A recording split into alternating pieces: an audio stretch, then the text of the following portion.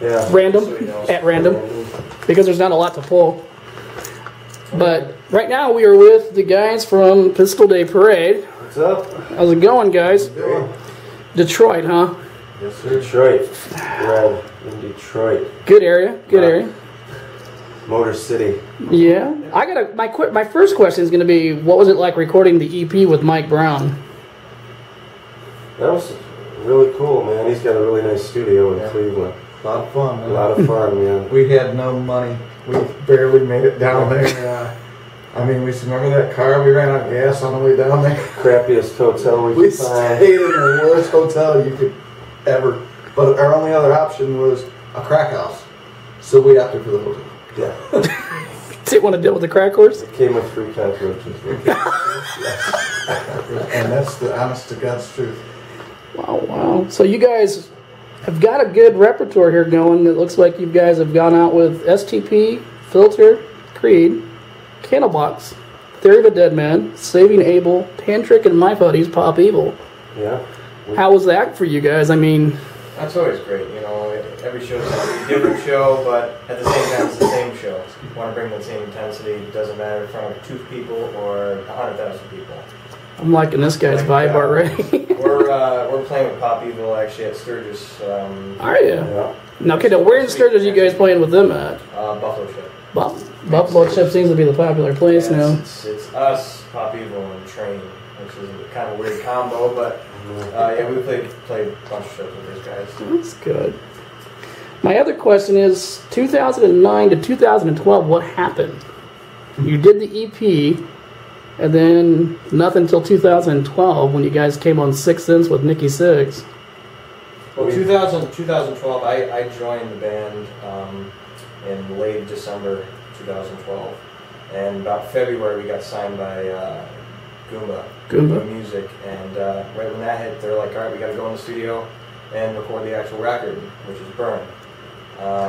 So we worked on that with Checkout Casey and Tim Padlin. Okay. At the Lofton at Pearl Sound Studios, got that done, and now Rob Banks is joining us. Hi. Hey, and you got another guy walking in. There you go. How's it going, man? 2009 and 12 was really working. We really worked on that album too. I mean, we had so much material to go through and pick what we're going to use. I mean, it was kind of a good thing because we weren't rushed and we weren't pressured by a label. But you got to have this much, you got to work on it at our pace. Yeah. Take your time on it. So Goomba, is that like indie label? Yeah. That's good. That's good. Indie labels are good for a lot of young bands like you guys coming up. Yeah, sure. So the question is, I guess it's burning in my head since I read this. Rockstar's Girlfriend seems to be the popular song about you guys. Where did that come from and why? You got the story on that. He's pointing this direction.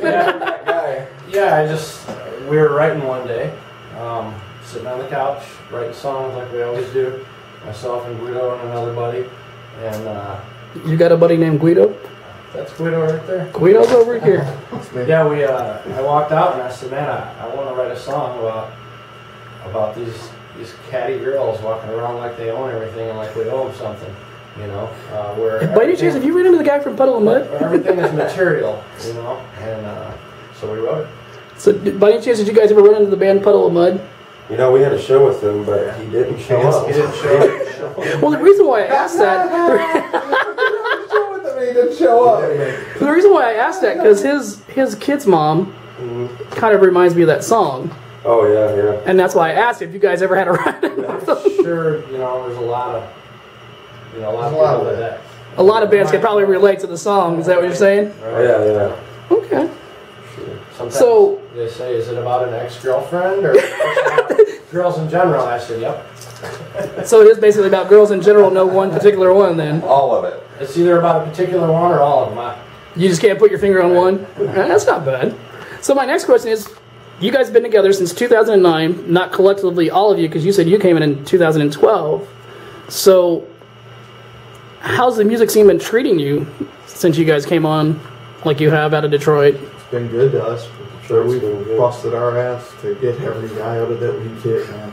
I mean, we have scraped apart. When we first started this, our vehicle broke down 4 days in a row.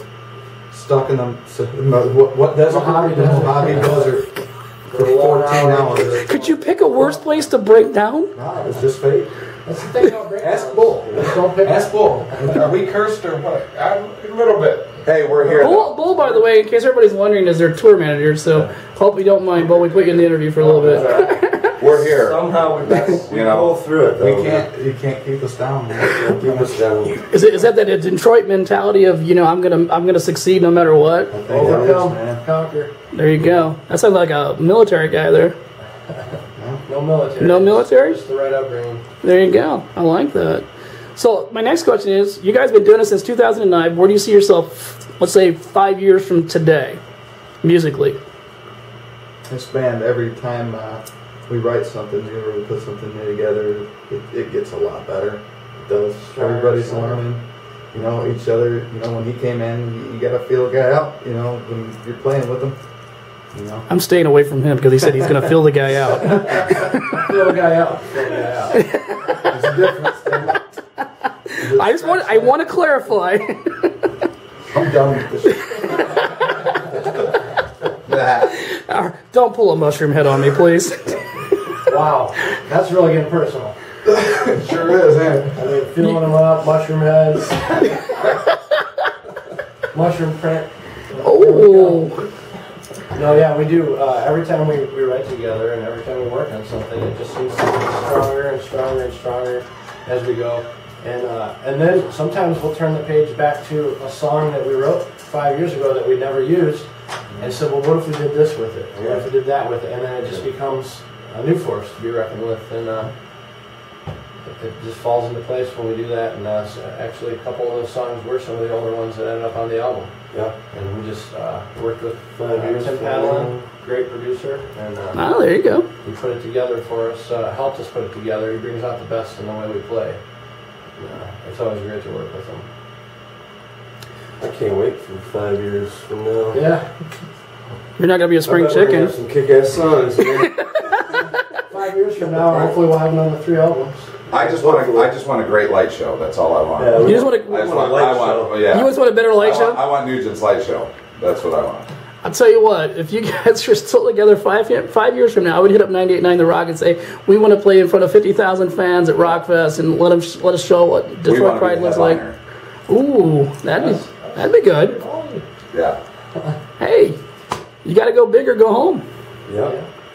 So being the new guy, kinda 2 years in the band now.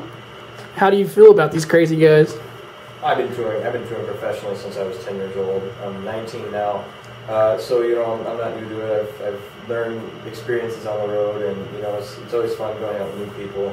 And, I'm always traveling with other artists, too. So, coming out with these guys, especially Ted Nugent being such a legend as he is, it's an honor. Well, you're only 19. You're going to have people scratching your head going, okay, he's 19 and Ted's been around since, wait a minute, when I was younger. Right? So to hear that from a 19-year-old speaks volumes. Well, I'm totally sober. I've never drank in my life, never smoked, never did drugs, nothing like that. Yet. Uh-oh, wait a minute. He says yet. No, he won't. No, he won't. He But it's always fun going out with a new band and seeing different cities every day and playing in different venues. It's part of touring. You don't want outside influences like drugs and alcohol affecting that, because you're out here to have fun. You're out here to work. To play at your 110% ability every day, and a lot of times that doesn't happen. Who's my favorite band of all time? Keith Moon. Ooh, that's in the later years, right before he died, his playing was terrible because the outside influences were really, really knocking him down. So that's heavy coming from a 19-year-old. He's lucky. He's an old He doesn't soul. have to deal with that. For 19, he's an old soul. yeah, and I'm lucky that these guys aren't major partiers, so I don't have to deal with it. So nobody really drinks or I like to bring it home. not like heavy though, We have right? a few drinks, but we never, beers ever here. get drunk before a show. And we never party before a show, and it's business, And afterwards, we'll have a couple drinks, Okay, that brings me to my next question. Let's go back to Detroit. let's talk about the local scene. What's the local scene back for what you guys call home in Detroit? Past few years, it's changed. It's been a little different. A lot of venues have been closing. There are still some up and coming bands, that are starting to make their way out, and outside of Detroit. But it's a little weird. But there are some new venues opening up. They're cleaning downtown up a lot. The Sonic Temple, which is one of the most iconic venues in Detroit. Not many people play there anymore. But now the Red Wings just announced this giant expansion, new arena, which is right next to the Masonic Temple. Oh. I mean, back in the day, everybody played there. Queen, Elvis, I mean, you name it. Jack White invested in it. Yeah, Sonic would have been closed if it wasn't for Jack White. Mm-hmm. Oh, wow. But 130 grand he donated. once that whole expansion is built up, it's going to become a big venue again, which is nice. And Detroit went through the bankruptcy, but it's really, really starting to turn around. The music scene is still strong though. The bands are one of the still best in playing the US. everywhere. And you're still getting that dirty rock that just like we bring, So let me ask you this, based on your local music, if you guys could say something to anybody, whether it's Kansas City, back home in Detroit, wherever, what would you say as a suggestion to them as a local? What would it take to get where you guys are at now? Work, and more work. Listen to different genres. Don't limit it to yourself to one genre of music. Learn everything. That's the thing that's kind of interesting about this band is each of us have major different influences. We're not influenced by the same people. Mm-hmm. I'm a big jazz guy. I love The Who, and Guido over here is a big country dude. Big picker. He's one of the best pickers you'll ever see. Well, Dave's a big Elvis fan. So we're all it's all a big melting pot that helps create this unique sound. We call it Detroit Americana. Hey, that's a good thing. You should label that. Hang on to it. All right. You just did. So, being you guys are still indie, young. Mm-hmm. Anybody out there you guys have? I know I looked at your site, and you guys have got like a lot of endorsement stuff going on there. How many endorsements do you guys have currently that you would want to give a shout out to? Well, Jason just got Spectre. Yeah, I got Spectre. I got Spectre basses, Elixir strings. And I love them. They keep sending me more. Keep sending you more, eh? ISP technologies. Oh, there you go. Pearl drums. I mean, I can tell by the hat he's got Pearl Vodka, but it says Pearl. Totally different. But yeah, you got like Pearl Vodka. He's got Pearl Drum shirt on. Yeah, Pearl drums, Vader drumsticks, and Dream cymbals. They've been phenomenal to me in the band, especially on this tour. They've been really, really pushing behind it. And, there you go. Really grateful for what they do. My Star cables. There you go. Great cables. Had them forever. And I've never had a problem on anyone that we had. We've had those over a year. I mean, yeah, I've had one go back. We need a pick endorsement. Yeah. Oh, you need a pick endorsement? Is that what Bull says? Short mics and in-ears. Yeah, I've seen his in-ears hanging out over here. So, my next question would be, let's say you're out with Ted, you guys are having a great night. If you could pick one bad experience that you think you might have on stage, what would it be? Guido's mind just went totally like. I got that answer. You do? I ran across the stage and my guitar, my cord out of my bass hooked on the kick drum mic stand, and it ripped my bass out, and it took the kick drum mic out. he took out two instruments with one move. Yep. One move, two instruments gone. See what happens when you don't go cordless? You know what? No, I was cordless. Oh, It was wireless. It was just my pack to my that. Yeah, I was wireless. I jumped down there and played guitar one-handed and fixed it. That's good though. Never missed a note. Thank you very much. Now, my last comment's going to be really easy. And me and Bull were talking about this before y'all came in. A lot of bands are having issues with instruments being stolen. Oh, man. How are you guys being on the road trying to protect yourself from something like that? Because it's always with us. Yeah. You don't leave them at the like these kind of venues and these kind of magnitude of shows. There's a backstage area and no one's getting into that area, so you can take your guitar off and set it down. Whereas back home, you're playing in a club or a local bar or somewhere of that magnitude, and you get done and you set your guitar down on the stage and go have a beer and come back and it's gone. Like that quick. That has happened to us too. We've lost microphones. You see what's behind Guido's head, don't you? Yeah. I'm surprised I'm trusting Guido to sit next to it, because we don't know each other very well. So far, this tour, we're missing one mic. One mic? Yeah, we lost. Or a month into the tour. It showed back up though. Did it? Oh, wow. No, 58. We're missing 58. But they never show back up. Never set back up.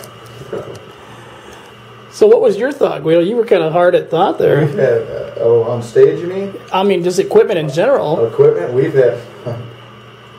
had about $100,000 worth of shit get stolen. Whole trailer. Yeah, we had a whole trailer. Oh, wow. With a PA system. PA, guitar rig, everything. bass rig. Well, because me and Bull were just talking about my good buddies in Blackstone Cherry, the guitar player had his gear stolen out of his storage unit.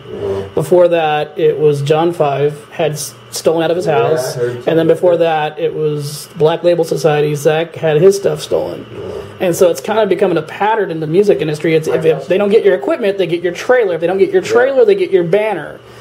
And so that's why I was kind of curious, like, how do you guys, being on the road like you are with a trailer, how do you guys protect yourselves? The last trailer we had actually had our name on it, which was kind of it was great advertising. Don't get me wrong, it worked great, but it was also great advertising on what's in there.